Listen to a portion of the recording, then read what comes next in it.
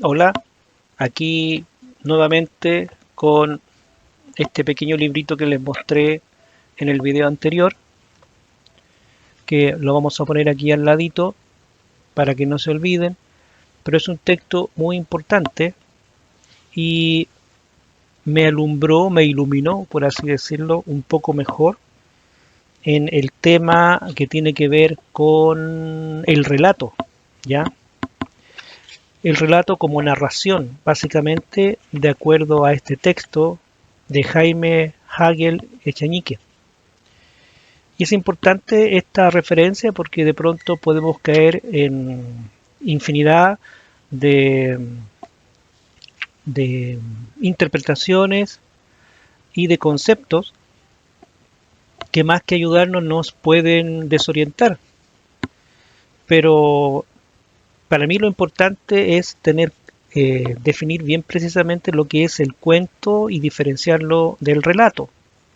Hasta ahora las lecturas que he estado realizando, eh, por ejemplo, para algunos escritores, como mencioné en un primer video por ahí, Cortázar y Borges, ellos dicen que el relato implica un mayor desarrollo, no así el cuento. El cuento es como más pequeñito, más preciso, tiene personajes, un pequeño ambiente, tiene un objetivo bien preciso y ahí termina.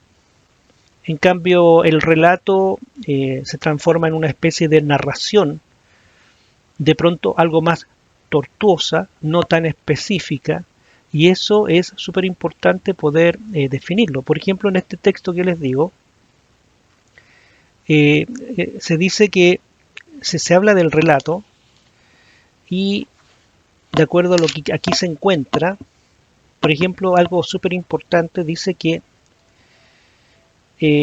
todo relato es tributario de la situación de sí mismo, o sea, del relato, ¿ya?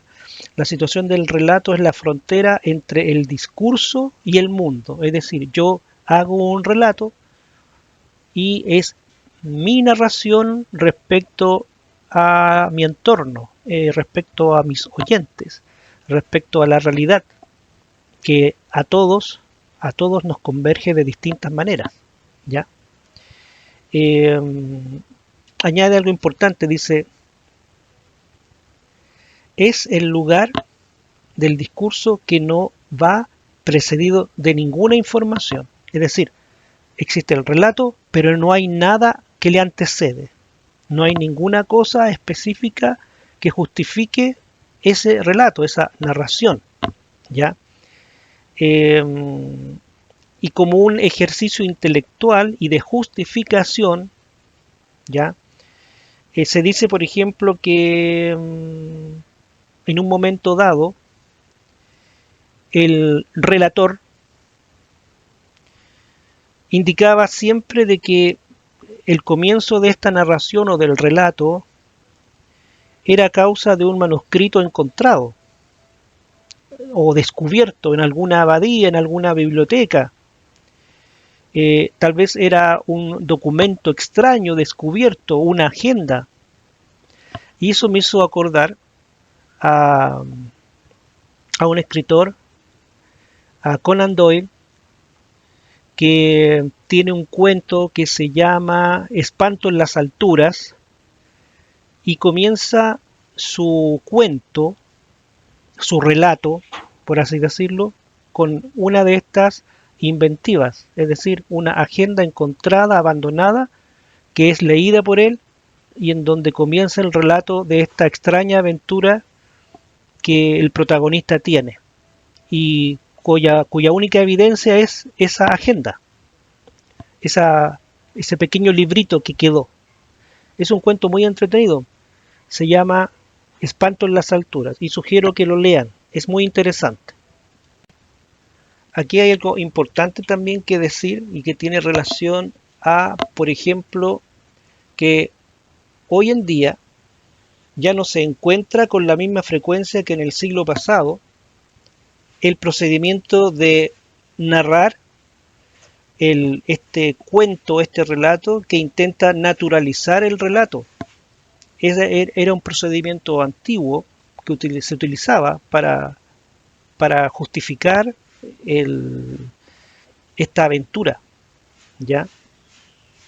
Hay también súper importante destacar que, por ejemplo, de acuerdo a este texto, eh, dice que más allá de la narración, del nivel narracional, comienza el mundo que la consume, es decir, otro sistema.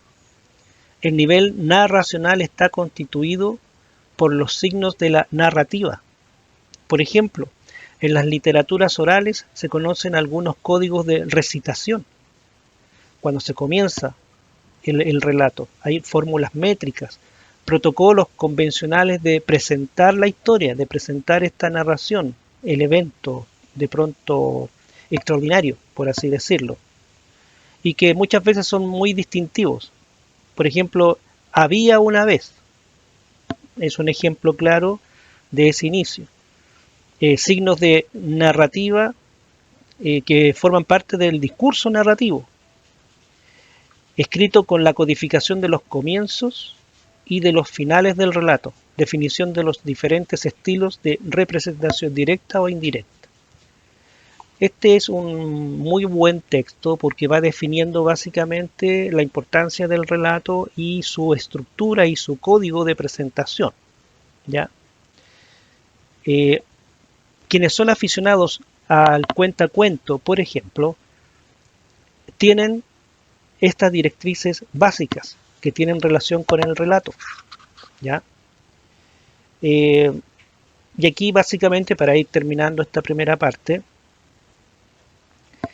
quien elaboró este documento hace hincapié en que existen,